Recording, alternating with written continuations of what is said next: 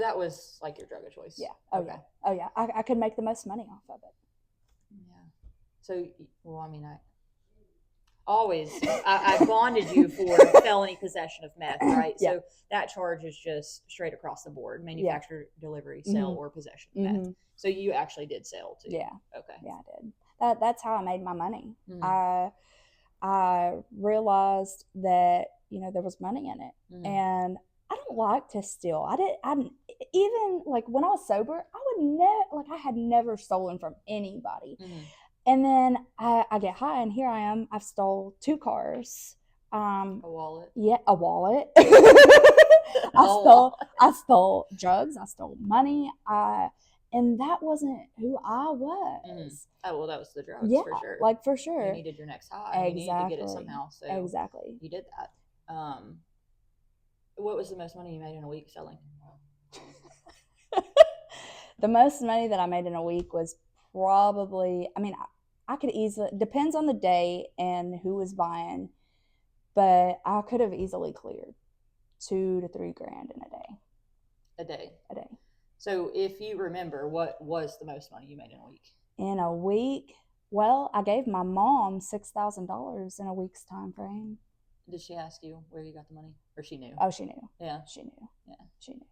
But I gave her that money because I knew I was going to go to jail, and I wanted her to have an attorney on retainer so that I wouldn't lose my kids permanently. Who was your attorney? Well, well, should we skip this one? We should probably skip that one. Okay, we'll skip it. Yeah. So you did 4 months. Yeah. You got out. You did relapse. Yeah. How long did you? It was like a month, I want to say. It was a month. I went to a friend of mine's house, and a mutual friend was there and was like, "Hey, I got a deal for you." And I was like, "A deal?" And it's like, "Yeah, I've got this, and I just want you to give me $50."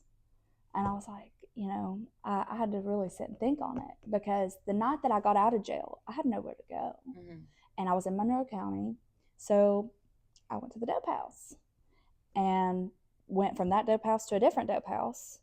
And at that dope house, I cried. I cried like a baby because they were using, and I was like, I want to so bad, but I can't. I really want to do it right this time. Yeah. And so I really had to sit and think about it. Here I am. I'm on parole.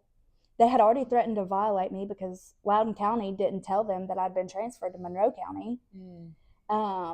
So I thought about it, and it's like, screw it, hand it here. And I made probably $300 off of what he gave me. And you just sold it. You didn't do it, right? No, I didn't do it at first. And then, I was also the kind of person, sharing is caring. Right. So if you were around me, you were doing it like. Yeah, you were. I was like, hey, yeah, we'll do it together. So, seeing everybody else doing their thing and being happy and, just having a good time, I was like, I'm going to do it. And then I fell into a rabbit hole. What snapped me out of that rabbit hole was my mom texted me saying, "You haven't been home in 2 weeks. I'm calling you're like your parole officer." Oh shit! Yeah. And then you were done. Oh yeah. Yeah. Well, that was good of your mom to do, for sure, because my mom gave me some tough love during that whole process. Well, and that's what. More often than not, it's hard to get parents to understand that that's what is needed. Yeah. And even in my job, I hate when. I don't hate it. I guess that's the wrong word. When parents will call me and say, "Hey, I need to get so-and-so out, but I've bonded them out in the past probably 3 to 6 months, umpteen times." And I'm like, when is enough going to be enough? Yeah, let them sit, because like you're going to get them out, and one day they're going to die. And then not only is that on you, but like that's on me too, So it is hard to get parents to realize that. And I respect it. I respect both positions, the tough love and them just wanting to help them out. I agree. But yeah, because jail is hard. Jail is very hard.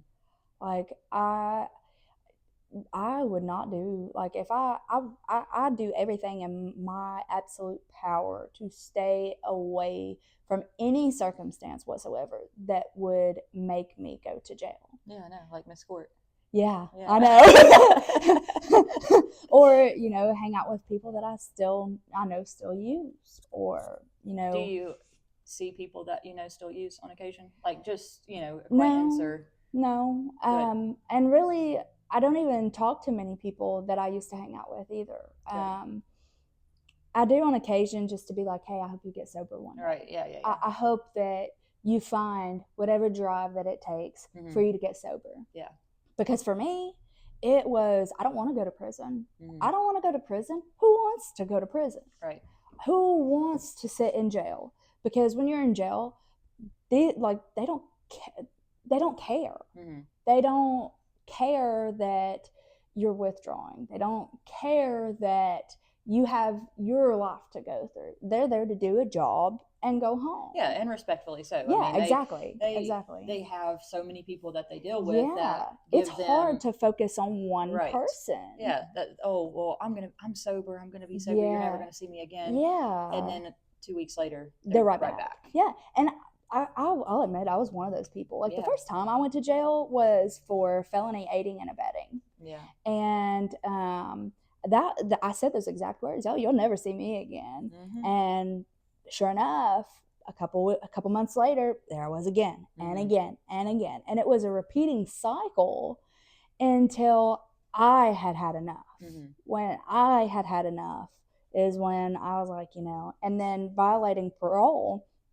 And the thought of having, I bonded out of that one, I think, because it was my first violation. Mm-hmm. And after that, I was like, that scared me so bad, because I was so afraid that the judge was going to be like, oh, nope, you got to go back and serve time. All right. That I was like, no, it's not even worth it. Mm-hmm. It's just not worth it. It's not worth, because I lost everything. Yeah. Yeah, you were homeless. Yeah. I mean, you could have gone back to your mom's, mm-hmm. but your mom was like, no, only when you're sober. Exactly. And I respect that. I mean, did you even have a bag of clothes? I did, but when you went to jail, did you lose that bag of clothes? Yeah, I did. Yeah. Mm-hmm. Well, actually, no, I didn't, because the person that I was staying with, the person that was also riding me in jail, he gave them back to my mom. But like, I had lotion and stuff in there, and I don't know if they had thrones. I don't know. It was so crazy. But I was the kind of person that I left things everywhere. So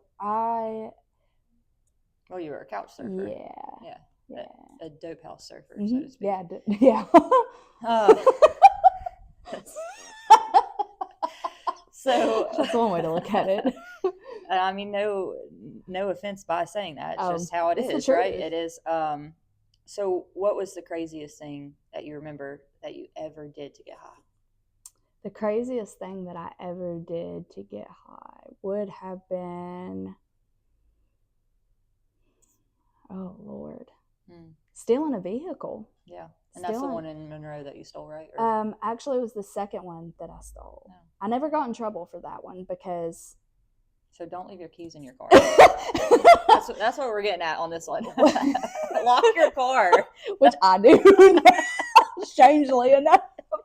Well, you think of all the things that you used to do, and you're like, there's some motherfuckers out here that will do this shit. Will. And you're like, you don't think about that until you're in that life. Yeah. Like, that's how my fiance, she would have never thought about, when I told her I was a bondsman, she was like, oh, that's cool. That? Yeah.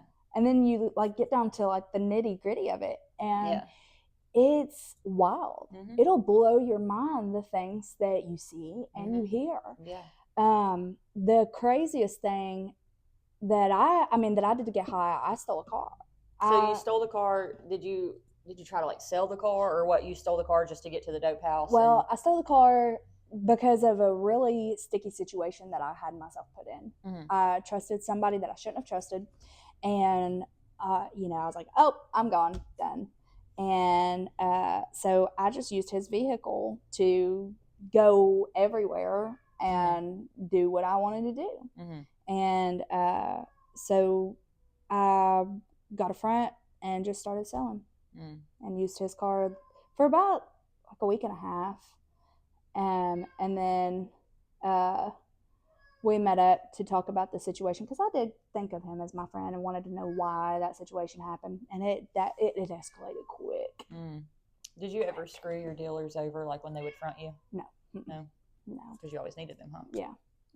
I hear of people doing that on occasion, and then they just go to the next dealer. Yeah. Now, I did have a situation where I was with a dealer and I got robbed at gunpoint. But I did wind up paying him back. Was it here in Lenore City? No, it was in Knoxville. Oh, okay. It was in Knoxville. Yeah. And the dude that put me at gunpoint was like, if I ever see you around here again, I'll kill you. Shit. Yeah. So did you ever see him again? No, thank God. Well, you're alive. So. Yeah, I'm alive. Yeah. So why was he? I mean, he robbed you guys at gunpoint. You guys had drugs on. Yeah. Oh, okay. Yeah. Well, yeah. That's one way to get drugs, I guess. Right? I guess. What if you had? Well, let me ask this question, and I'm sorry if it like hurts for you to answer. How many people would you say you've lost over the years from drugs? Oh boy. Like to overdoses. To overdoses, a lot. Yeah. I can count on both hands. Probably more if I really sit and think about it, but I try not to think about it too much. Of course. To overdoses. In the last 3 years, I've lost 5 people alone. In the last 3 years. Yeah, I would say in the last 6 months, I've probably lost 5 to 10 clients. Yeah. Easy. Yeah. And it's clients, I mean, every client I deal with, I don't want to see them again. And it's no offense to them. I just don't want them to be in the system. Yeah. I don't want them to be an addict. I don't want them to be using drugs on a daily basis and to where they're at that point. Yeah. But yeah, it's rough, and it's only getting worse. I mean, the drugs are even, I'm sure you could agree, that meth is not like how meth used to be. No. Oh, yeah. No. Like the way that I've been around a lot of, they call them old heads. Mm-hmm. A lot of people that do remember meth from like way back in the day, mm-hmm. 70s, 80s, 90s. Yeah. And it's cut, it's laced mm-hmm. with something. And it doesn't matter like where you get it from. 9 times out of 10, it's cut or laced with something, something along the line. And it's not worth it. It's just not worth it. Yeah. I mean, if I could go back and do it all over again, I would have never done that first line. Yeah. I would have never done that first shot. I would have found ways to cope because that drugs generally have ruined my life. Yeah. From the time I was a child till my adulthood. Yeah. I mean, you still see things right now, even being 4 years sober. Oh, yeah. And you're like, what the fuck? Yeah. Why? Yeah. Oh, yeah. What challenge do you face right now being sober? Regaining my children's trust.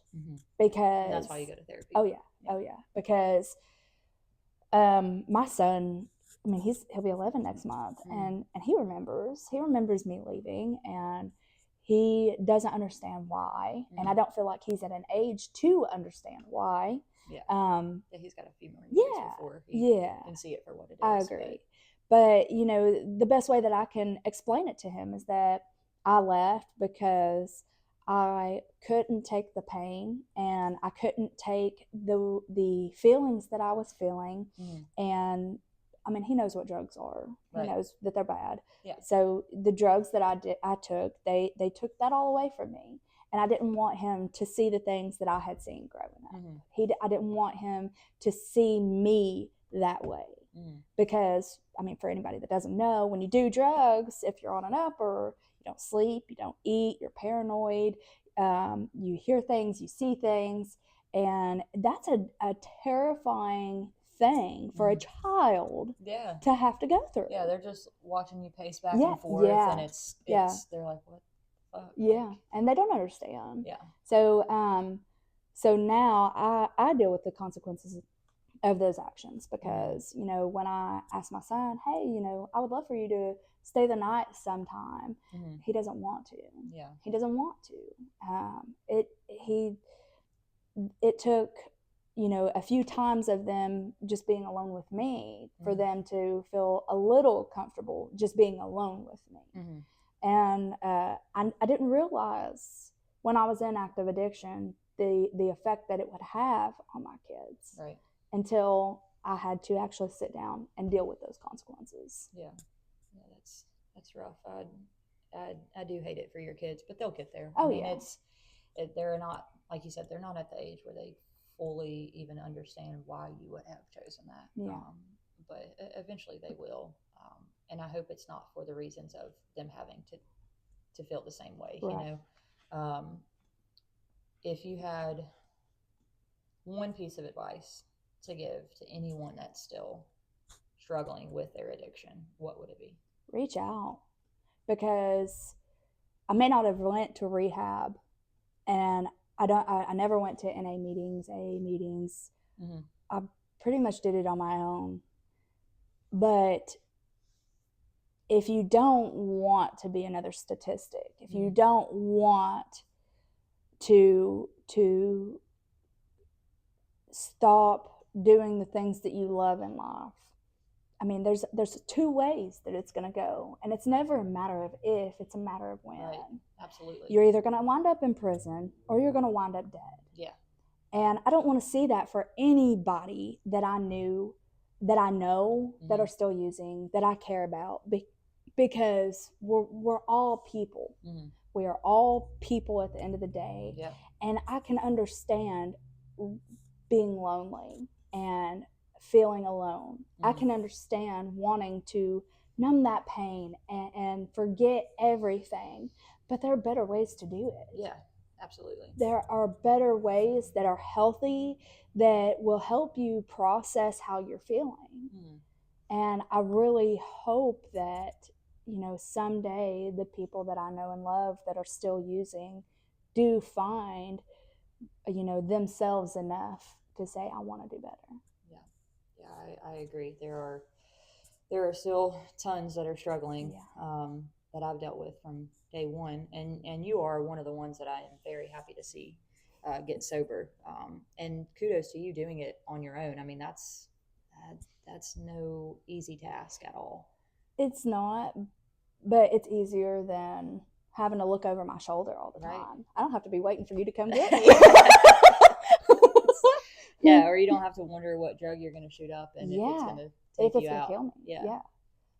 And that's the scariest part is, I mean, you're literally playing Russian roulette when you take a drug, because you don't know what it's laced with. Yep. You don't know if it is pure meth or pure cocaine or fuck, at this point, even weed. Yeah. I mean, I've seen reports where fentanyl is being sprinkled onto weed now. Yeah, and that's just insane to me, because I mean, I smoked weed when I was in high school. You know, and that's one of the things that my parents were always like. Of course, they didn't know that I was smoking. Right. I mean, I would joke with my parents and my mom specifically, and she'd be like, "Oh, what are you guys going to go do?" I'm like, "Oh, I'm going to go smoke a blunt with my cousins." And I was literally going to smoke a blunt with my cousins, but like I said it in a joking manner, and she didn't think anything about it. But weed back then was like, "Oh, you shouldn't do this. You shouldn't." But it's just not how it was back then either. It is much different, honestly, if you're not getting it from a dispensary in California, Colorado, whatever, then it's you don't don't know. know. Yeah, it's not safe. You have no clue. So that's the scary part. Is there anything else that you want to touch base on or talk about that you think could help someone else? I'm a little nervous about that. I mean, obviously, you said they can reach out to you. Reach out to me. I don't even remember what my name is on Facebook anymore. Isn't it Tara Litwin? Or no, Tara Dan. No, that was my old one. Yeah, you're right. You got so many Facebooks. Well, listen, drugs are a hell of a thing. Yeah. So my Facebook is Tara Dan, TaraDan. I also have Instagram. I don't even remember what that is either. Just reach out on Facebook. Yeah, reach out. Yeah, reach out on Facebook. That's easy. That's easy enough. Yeah. I have resources. I know plenty of people that work with rehabs. I know you. I can work with you closely. There are, and even like if you feel like that there's no help available, just message me. Like we can talk about how you feel and talk about what you're going through that might lead you to use again. That's been the biggest thing that has helped me, is having somebody to talk about it that can relate. Yeah. Like it's hard. Like I wouldn't be able to talk to you about I can't it relate because no, you wouldn't be able to understand. But other people that have been to jail, been to prison, been on drugs, drank, whatever, like it's easier to relate to. And I feel like I'm a pretty open-minded person, and I want to see people do better. I mean, I looked so sick.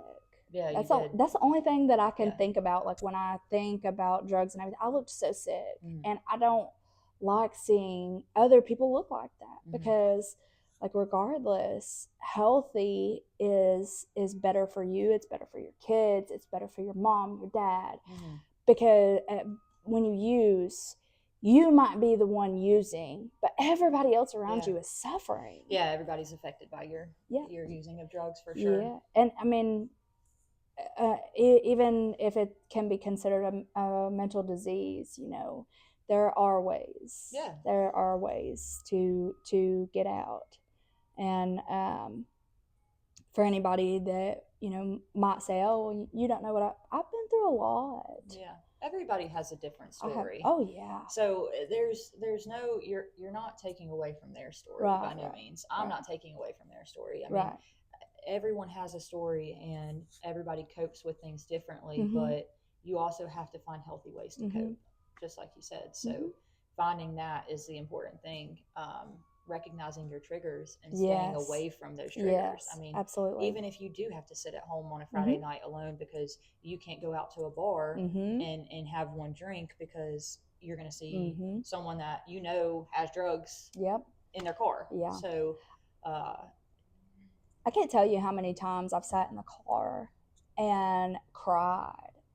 Because I have a full-time job now. I'm a supervisor where I work. Nice. And I make decent money, but nowhere close to what I made selling drugs. And I can't tell you how many times I've sat in the driveway and cried my eyes out because just the money enough was enticing. Right. But, you know, recently I lost my best friend, one of my best friends.